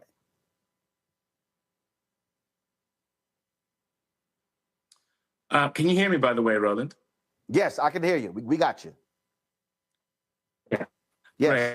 Right. Well, the reason why being quiet about these things is for me a non-issue. I don't even think about it. Is that knowledge is power, and At the end of the day, I personally try to move through the world from a place of faith rather than fear. I think faith is creative, it is regenerative. Fear is erosive and crippling. I have found that has personally stood me in good stead. It's also one of the drivers for systems of oppression. The very thing they try to engender in us is fear. Fear of the loss of life, fear of the loss of being able to feed your family, fear in every form. And I truly believe if you're not part of the solution, you're part of the problem. I don't think any of what we're talking about gets solved if you're not sharing the knowledge, especially as you gain notoriety, as you go into these rooms and see what's actually going, and you don't share that knowledge. You don't not only leave the door open for those coming behind you, but you blow the hinges of that door, and you know what? More importantly, build your own house. And none of that happens if you're operating from fear. I love the fact that you and your wife formed your own production company to call your own shots, to put together your own projects. How did Government Cheese come about? Government Cheese came about in the same way a lot of our projects happen, which is that necessity is the mother of invention. And in many ways, that's what Government Cheese is about. I became a producer not because that was an aspiration of mine. I did everything I could to get something made, came to the end of that coming to fruition and realized, oh my gosh, that was producing. Basically, you have a project you're passionate about and you do anything and everything you can to bring it to fruition. And there are so many stories that I want to tell, that my wife wants to tell. You know, she, as a white woman in a very different way, had her own challenges early on in her career when it came to the perception of what a woman is capable of doing, especially a beautiful woman, what she's relegated to doing, always being on the arm of someone or always being objectified, always being on the periphery of a narrative. And I found a lot of the same things being a Black man. And so not only with our union as husband and wife, but as business partners, we basically wanted to create an environment whereby we could build the kind of projects we would want to be in and that we wanted to see in the world, but also create opportunities for others who were dealing with the same challenges we were to be able to get their stories told, because we recognize it is one of the most powerful mediums in the world. We think of the stories we tell as engines of empathy that break down prejudice. And so Government Cheese came about because the wonderful Paul Hunter approached me with a short film script. I felt it was something the likes of which I'd never seen before. We spent 4 days shooting that short film. It came out really well. It ended up being a great proof of concept. And it's the thing that Apple saw and went the journey with us to create the show. We don't really get to, I'm going to ask you this because I asked the same thing to Courtney B. Vance before he did, I think it was a Christmas office party. I forgot the name of the movie. We rarely get to see you in a comedic way. It's always very serious, very stern. So was it important for you to be able to say, yo, I can actually have fun and be funny and laugh on screen too? You know, one of the things about being an actor is you can't really control the things that you're going to do that are going to pop. You know, I've done things that are on the lighter side before. I did a show called Number One Ladies Detective Agency, which has a fairly rambunctious character. I did a film called Gringo. I did a film called Role Play recently, which was also a kind of a action comedy. But like I say, you can never really control what is going to get to a Selma level notoriety for the public, or Bass Reeves, or, you know, the films I've done that have, as you say, had a more stoic character, been more dramatic in feel. So comedy has always been something I've loved to do. I've done it a fair bit on stage as well. But, as an actor, I'm just looking to find lots of different ways to challenge myself. In many ways, doing a comedy is as challenging as playing a historical figure, just in different ways. Because if you come out the gate saying you're doing comedy, you better be funny. Otherwise, people are going to really question why you call it that genre. So, but for me, the contextualization of us as Black people is something I'm very energized by. And I think that means showing us in all of our facets. So one of the things that was really interesting to me about Government Cheese was being in the 60s, where we have seen so many shows and films that depict civil rights, Black struggle. I've been in a lot of those films. But it's not through that lens. That's not the focus of what we're looking at. It's a Black family in a place that we rarely see Black people, the San Fernando Valley and here in Los Angeles. And they're a quirky family. They're a bit out there, which is something you're used to seeing in a Wes Anderson movie or a Coen Brothers movie, but not necessarily films that showcase us. And that was one of the things that was really, really attractive to me was, yes, getting to play comedy, but also just getting to see us in a unique way. Is that, again, as an actor, whether you act or other areas, people like to do different things, don't want to be typecast. They want to be able to stretch, to have range. How important is that to you? I think it's essential for a long career. If you are doing the same thing over and over again, I think people are going to get tired and they're going to move on, and quite rightly so, you could argue. But also, I am really engaged with and inspired by how complicated we are as human beings. So as many at-bats as I can have of showing different sides of different kinds of people, that's what keeps me energized. That's what keeps me excited. That's why I keep going back to the theater. That's why I want to do limited series and film and audiobooks and everywhere I can go to tell stories, to be afforded opportunities to play characters the likes of which are nothing like me. Like I say, I think that's the path to a long career, but that's also how you stay energized and passionate about being an artist. Is there a particular role or a thing that you really wanted to do that you haven't done yet? Oh gosh, I still feel very in my body. So to do more action, things that allow for that side of me, which I think people David also haven't Oyelowo seen. as a superhero. Well, I actually thought Bass Reeves is a bit of a superhero, in terms of what he does. Right. And that was amazing for me, being on a horse all day, in an epic Western of that nature. That was great, and like I say, that was very physical, as well as historical, as well as adventure and all those kind of things. So, I've been trying to get a reboot of The Rocketeer going for a while, and that was going to be my attempt at playing a superhero. Maybe that still comes to fruition. But yeah, there's so much I still want to do, and there's so much opportunity I still want to afford. The great thing about being a producer, having a production company, having a streaming platform is that you can create opportunities for other people. There are roles that, I'm on the wrong side age-wise to play, but there are others who I really want to see, in those roles. It was one of the beautiful things about doing Bass Reeves was getting to see Lauren E. Banks and Grantham Coleman and Tosin Moran Fuller and Joaquina Calacango and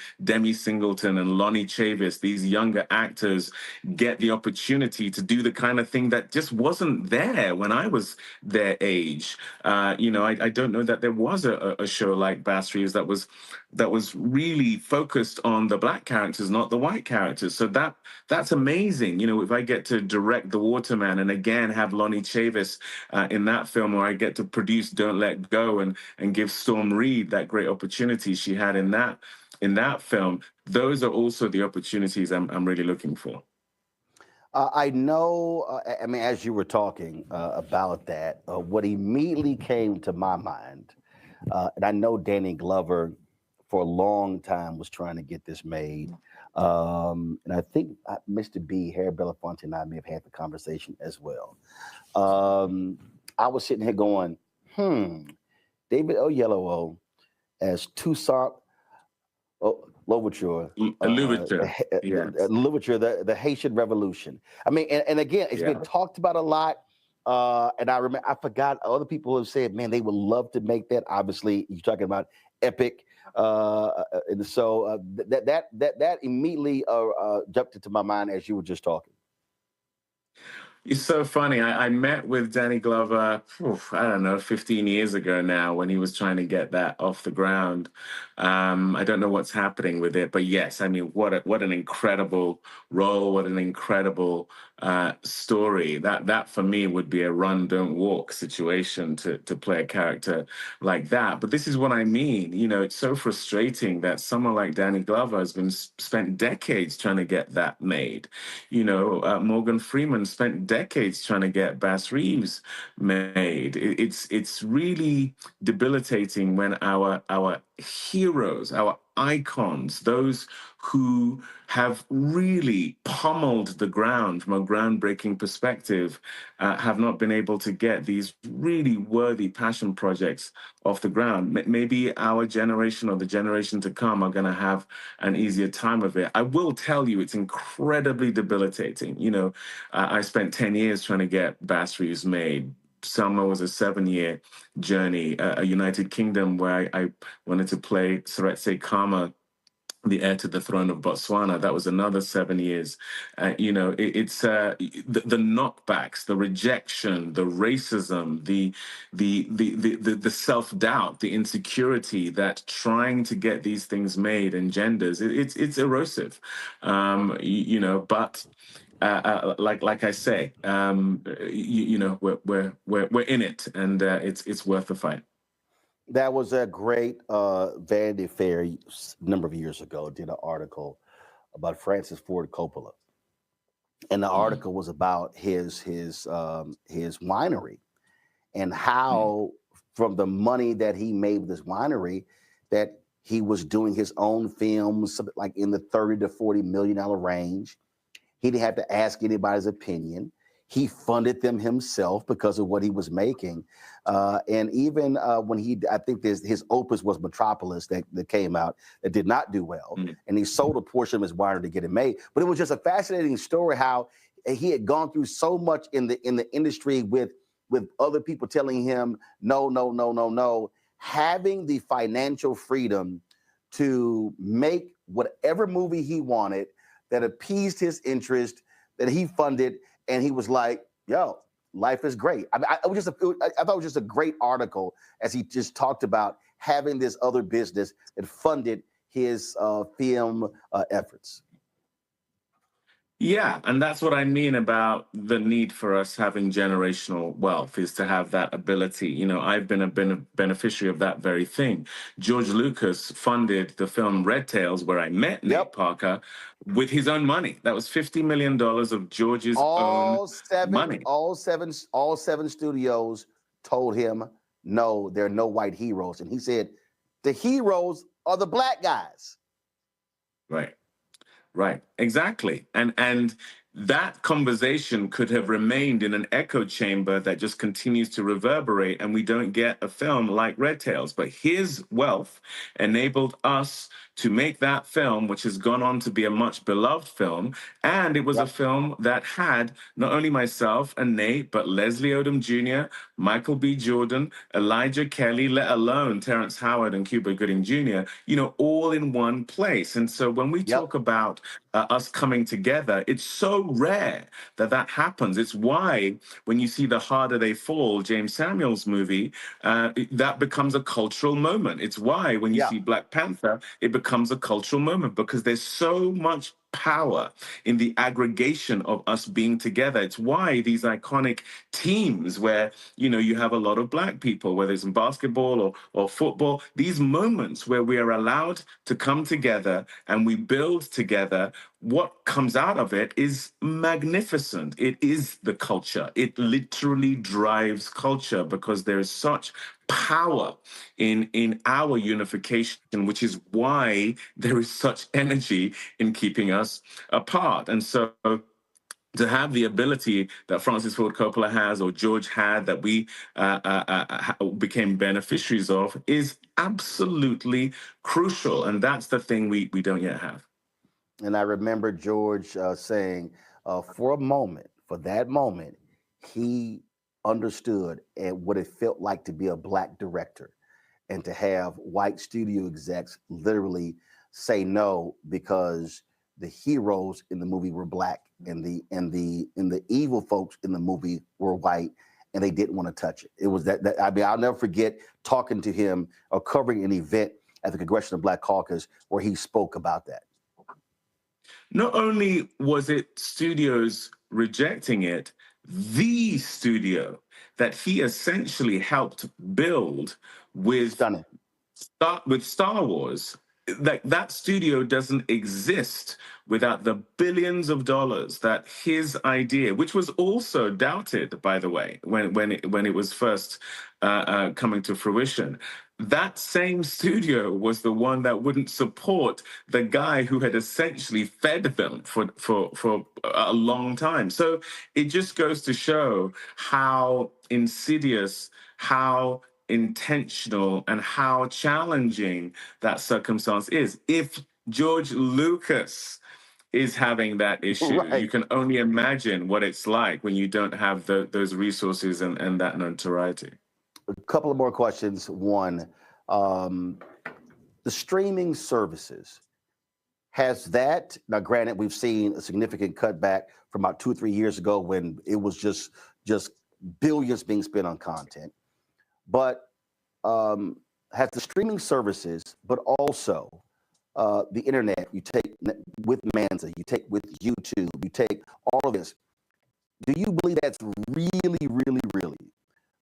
blown the hinges off the doors for content creators to be able to get their vision to the public because you don't have the same gatekeepers as you used to? I can see a very clear uptick in my own career tied to the rise of streaming.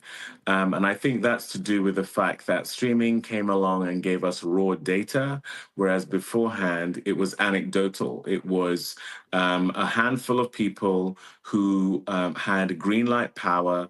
It became a self-fulfilling prophecy in terms of the decisions they made because they would support the decision they made with marketing dollars, and they would create stars that were younger, better-looking versions of themselves in order to perpetuate this sort of supremacist mindset that I truly think is at the center of what was driving the business back then.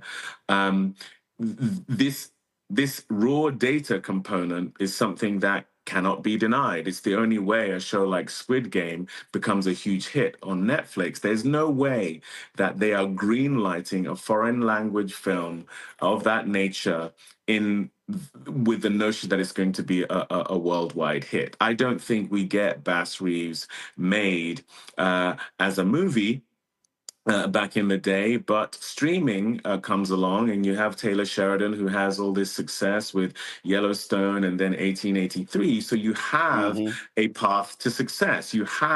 It's indicative that people are watching a genre that Hollywood had decided was dead, the Western.